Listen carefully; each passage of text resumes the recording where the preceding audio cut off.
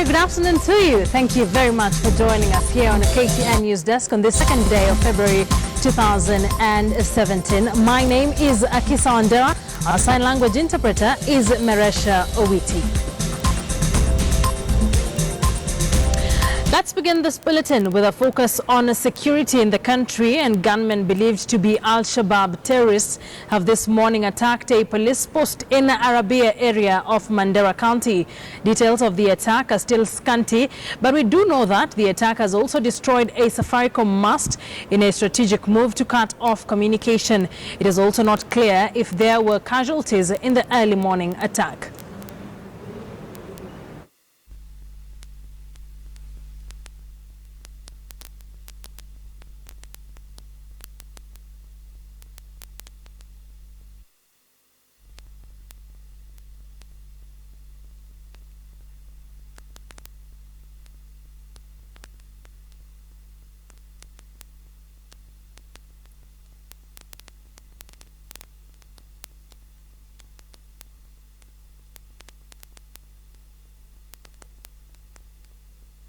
All right, and to get more details about that particular attack, let's now speak to Mandera County Deputy Commissioner David Mbevi for more details. Good afternoon to you, sir. We understand that currently there's a security operation ongoing?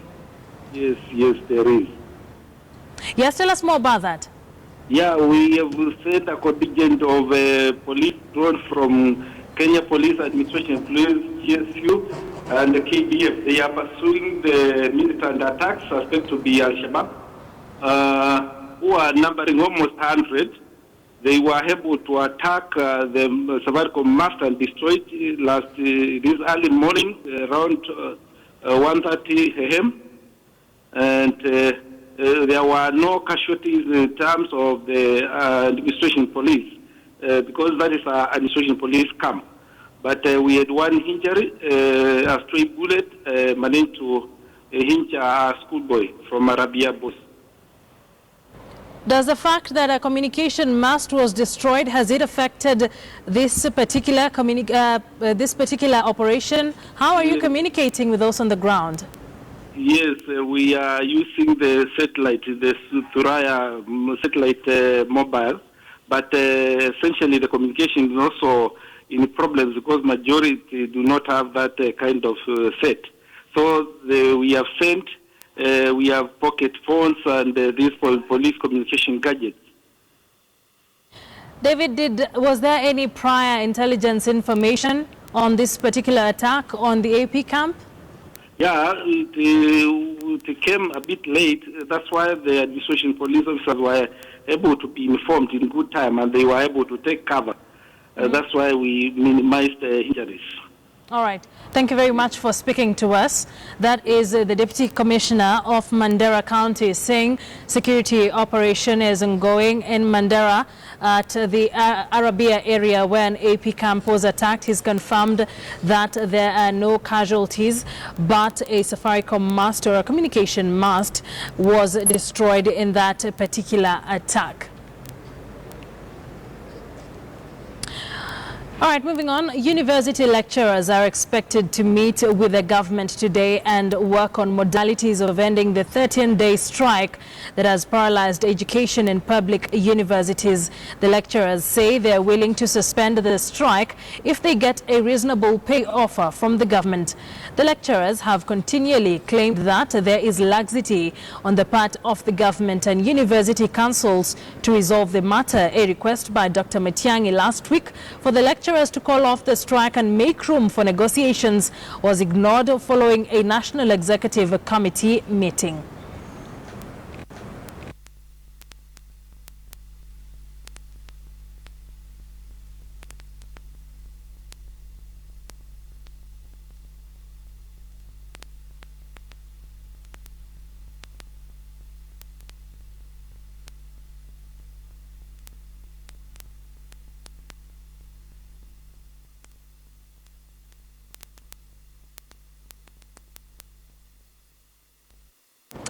Let's now focus on the Akisa brothers story and the four men who were charged with directing a major heroin trafficking ring who were extradited to the United States from Kenya. And we understand their lawyers were making statements here in Nairobi. Let's just cross over there and listen in. Do you have the three arms of the government? And number three, are they operating independently? Or do we have political interference in the judiciary and rights of the accused? The United States government filed a case with the Kenyan government to extradite the alleged fugitives. And the law is very clear that where you have committed crime, you are given a course of action. You can commence a course of action in the courts of law. The fugitives did the same. They commenced a course of action, and they had lawyers to represent them in court. And I was appointed as one of the lawyers to represent one of the accused. We have done well in court. We have fought for our clients, or particularly myself fighting for my client. And we have come to a very comfortable zone where the judicial system of this country looked like it was working. Because they said, we need the Americans to come and testify. We need the FBI and any other person who was involved in that case, in any manner whatsoever, to come in court, because the Constitution is very clear. It says that every accused person has a right to confront his accuser, look at him, and ask him questions. And it's up to the courts to decide. That's the stage where we were. The last time I was in court was on 26th in the High Court before Justice Chepkwony, and 26th is actually last week or a week before. And what transpired then was that the State Counsel, through Mr. Alexander Muteti, had actually gone to review the magistrate's order that the accusers should not be presented in court. Was supposed to appear in court on the 30th, but as you know, things happened. The Americans came in our soil, in our sovereignty, and when they came in, they abducted my client. After abducting my client, they hid my client. They kept him incommunicado. He could not even speak to his lawyer. And what we realized later on is that he was being bundled in the Southern District Court of New York. The question I tend to ask is, why did we have to get this treaty signed in the first place? The extradition treaty between Kenya and the United States. Why did we have even to debate and put in clauses in that treaty? Why should the government now come out and usurp the power of the courts and deliberately hand over innocent people? I mean innocent people, because they were still in court, and unless the court said otherwise, unless the state said otherwise to prove them guilty, then they were innocent. Kenya has got a dictatorial policy of abducting or letting other nations to come in, abduct our Kenyan citizens or foreigners who have come to seek refuge in this country, and taking them away while we laugh. The first person to be abducted was Ojilan, the leader of PKK in Turkey. The second person to be abducted, I don't know, but there are many. And now, and the government has not issued even a press release, government statement to tell us what transpired. Neither the opposition.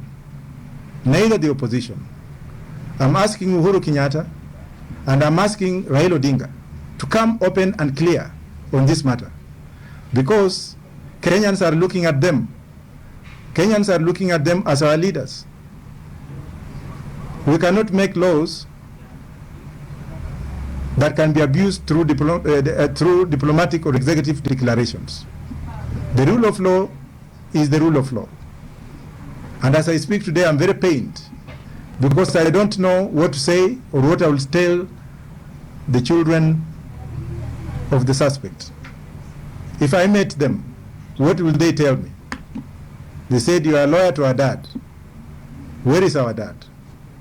And that's why I've come to wash this out clearly, in that should they ask me a question, or should Kenyans ask what has been going on, I'll tell them.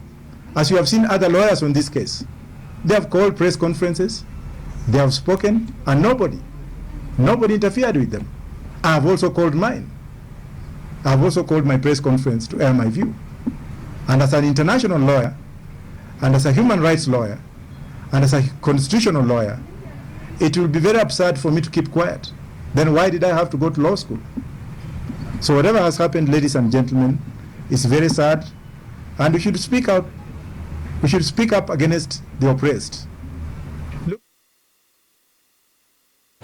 That is the lawyer to the Akisa brothers who were extradited to the United States of America about 2 days ago, describing that particular situation as very sad. As he says, the government has usurped the powers of the court. But in our subsequent bulletins, we'll definitely be bringing you more details about that particular story. Let's now head over to Kisumu, where Women Representative Rose Nyamunga launched a door-to-door campaign to mobilize the new voters listing. The campaign that began yesterday said the MP and other leaders saw the MPs and other leaders, visit estates in the county. This is in under 7 months to the general election, and the latest voter listing drive has not yielded the expected numbers by the IEBC. The commission is expecting to list at least 6 million voters for the election, but the first 2 weeks of listing have not met the targets. The latest update from the commission indicates that there would be voter apathy in several regions, including Vihiga, Nyeri and Siaya counties. Kajiado, Mandera, Kirinyaga, Kiambu, Murang'a, Narok, Nakuru and Garissa are among the counties that recorded the highest number of listed voters in 2 weeks of the process. IDs and voter registration. We've been talking about it in the radio, TV, we go to churches, we go to the markets, but from today we took it upon ourselves to walk door to door, because we've realized that there are so many people without. Since morning we have netted about 28 people.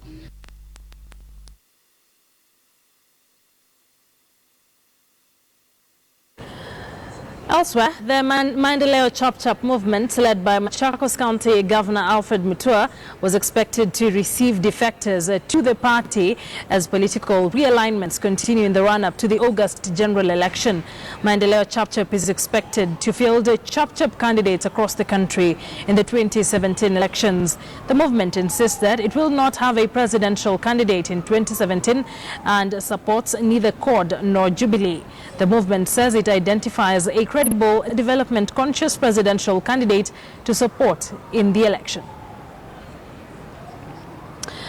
Let's now speak to our reporter Caroline B, who was at that particular meeting this morning. She's joining us to elaborate who exactly has defected, the reasons as why they have defected, and what they hope for even as they join the Maendeleo Chop Chop movement. A very good afternoon to you, Caroline. Give us an update on that situation, kindly. Well, good afternoon to you, Akisa. In the run-up to the general elections is set for August, some of the leaders have actually moved to Maendeleo Chap Chap movement from Jubilee Party, and that is Kilemi Mwiria, one of the bigwigs in Meru County, and he's going to vie for the gubernatorial seat come the August general election. And part of what he says, the reason why he decided to move to that party is that, he doesn't trust the nominations of Jubilee when it comes to the gubernatorial seat come August. And he says that the Maendeleo Chap Chap is the best platform for him to be able to vie for that seat. He says he's already talked to the president, and the president is in support of him moving to that party, given that Alfred Mutua, together with the Maendeleo Chap Chap party, is supporting the candidature of President Uhuru Kenyatta as the presidential candidate for this year's elections. Well, he's not the only one who is purported to have moved to that party. Mutua also indicated that he will be meeting some of the leaders from Western, from Kisumu, from Nyanza, from the larger Nyanza region. That includes senators and governors who are aspiring to vie for various positions also through that party. And that meeting was to take place this afternoon, but the main announcement was that one of Kilemi Mwiria, and he said that he's going to compete with other politicians in also running for the gubernatorial seat. You know, this is things are heating up in the political scene. People are moving from one party to the other, and this is one of them. More announcements are expected, and on that note, the party is going to be camping in Meru come next week for a 1 week period to be able to garner support for their own candidate as he takes over, or as he tries to vie for the gubernatorial seat of Meru County. And this candidate actually says that, you know, the reason why he's moving is so that he can be able to get a fair platform for running. But there's just get a feel of what he actually said during the press briefing much earlier. What I stand for. This is a part about maendeleo. It's a part about development. It's a party that it's about uniting people, about peace, and not making politics and development much more issue oriented.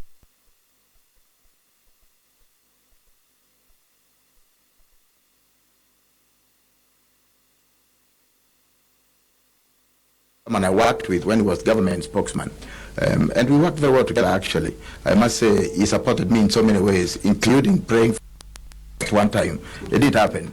But now we have an opportunity to be more than ministers, to be serving the people of 2 counties that have very high potential as governors and partners in many ways, as we also serve Kenya, because this party, it's not just about Machakos or the governors that will be picked from Meru and other places. It's also about, the country. And in this, Dr. Mutua, we wish you very well. I think many Kenyans will choose this party as opposed to many of the other parties that are available, again, because of what you represent and the calmness and the honesty, the way you do your politics.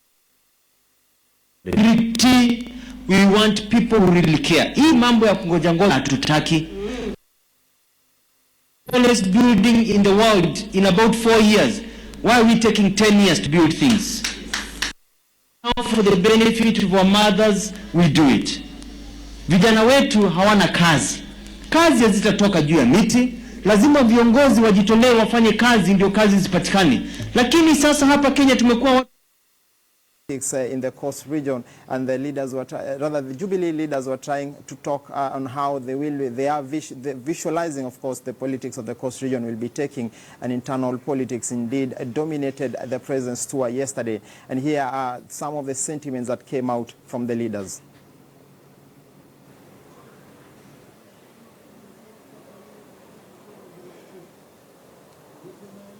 Mwingine alikuwa vice president na mwingine alikuwa waziri. Watu wa Kwale muliletewa nini hapa ya maendeleo na waziri mkuu? Muliletewa lolote na yule ambaye alikuwa vice president? Muliletewa lolote na wale alikuwa mawaziri? Sasa hata wakijiunda ati wawe NASA, watajinasa wenyewe. Mheshimiwa Rais, wewe kama rais wa Jamhuri ya Kenya, hatuna haja ya kufikiria mara mbili, kwa sababu tunajua tukifika tarehe 8 utakuwa rais wa Jamhuri ya Kenya, na sisi kama watu wa Kwale tunataka tuwe ndani ya serikali. Ndio maana tukaamua tuondoke pande ile, tusimame na wewe imara. Hakuna hata siku moja nimefanya na serikali wakasema yes, serikali imefanya jambo zuri, hata siku moja. Maisha yao fake tu, fake. Sasa juzi niliwaambia fake nyinyi, kwa sababu hamjitambui, hamjifahamu, hamjui sisi wa Kenya tunataka maendeleo. Hatutaki kubishana, tunataka maendeleo. Miaka 5 iliyopita ulinifanya mimi kuwa naibu wa waziri wa ardhi. Sikumwona mtu akaja akanambia ardhi hii ilichukuliwa na Uhuru Kenyatta, tunataka uiregeshe. Sikuona. Lakini kila kitu cha mkutano anaambiwa kwamba mashamba yetu yamalizika. Yamalizwa na nani? Lakini kwa sababu kutoka hapo mwanzo walipoletwa hapa duniani walipoahidi kazi moja, kwamba urongo ukasikize zaidi kuliko ukweli. Wakati ukweli wavaa viatu, urongo huo mkwenda mpaka warudi. Ndivyo wanavyojua. Wale ambao walikuwa wakisema ati serikali yetu haiheshimu human rights, waambieni walikuwa wakiandika na mati, kwa sababu wino anao His Excellency.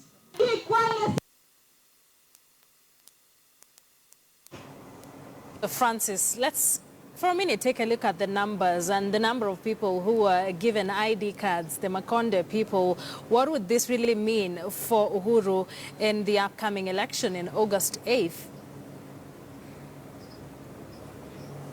Well, of course, it's a huge plus for the head of state, because right now, of course, he has already made he has endeared himself in a way to the Makonde people, and not just the Makonde, but the larger coastal population. And therefore, it's a huge plus as we head into the election, and he could be actually snatching some votes, as he has repeatedly said on the podium, from the opposition. But the bigger picture will be, of course, to try and see whether really he can be able to do this, because the opposition has had its firm grip on the coast region. We saw in the last election how the mathematics actually played out. The opposition went huge in the coast region, and whether he can actually be able to make an inroad and actually snatch these votes will be another thing. But largely he has made actually, aside from even the Makonde, the issuance of the ID cards, the president has been issuing title deeds here in the coast region. That is seen as a huge plus for him, because the coast region has time and again actually cried over this question of the vexing land question.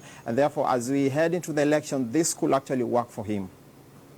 Thank you very much for that update. That is Francis Ontomwa joining us from Mombasa live. And as the president tries to make inroads, the Coast Accord leader Raila Odinga has accused his political ally turned cabinet secretary Joseph Nkaiseri of mobilizing chiefs to do political assignments for Jubilee Party. During a tour of Kajiado County yesterday, Raila claimed the Interior Cabinet Secretary is using unorthodox ways to run the all-important security docket, including asking police to intimidate opposition legislators. The ODM leader, who was accompanied by Kajiado Central Member of Parliament Elijah Memusi and Kajiado Governor David Nkedianye, among other CORD leaders, reiterated his call for a thorough cleaning up of the voters' register.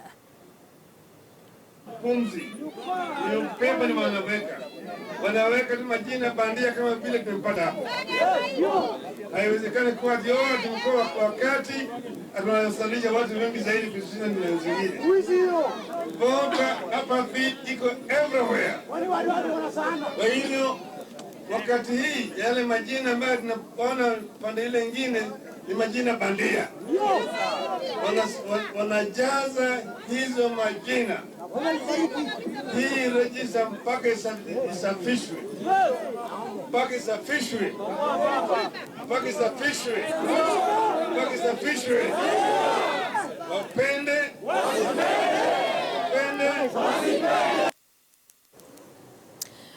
Moving on, 3 brothers and a family friend who went missing in Nakuru have been found dead in Kiambu County 2 weeks after they went missing. Their decomposing bodies were found in Kamei Forest in Thika. Our Nakuru-based reporter Victor Ogale with the details. Grief-stricken Mary Wangare, she has just returned from the city mortuary where she identified the bodies of her 3 sons and a family friend.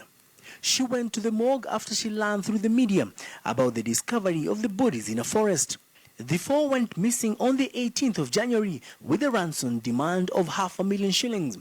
The siblings Daniel Kenya Ndirangu, aged 31, Mwai Ndirangu, aged 24, and Paul Mutunga Ndirangu, aged 23, left their home in Barnabas on the outskirts of Nakuru town to register as voters together with a family friend, aged 26 years old, Francis Mutuota Karaoke, who resides at the Pipeline IDP camp. Daniel and Mwai were matatu operators while Paul and Karaoke were casual laborers.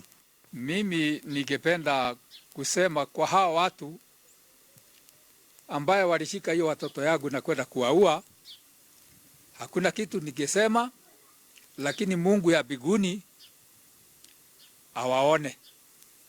Kwa sababu wakati ambaye waliitisa mimi pesa 1,500 wangegoja ingawaji hata ifike usiku, lakini wanasema wanaongeza kabla ya dakika, wanaongeza kabla ya dakika, na mwishowe wakaandika message, kama hutatuma hii pesa tutakwambia pahali utaenda kuarogota.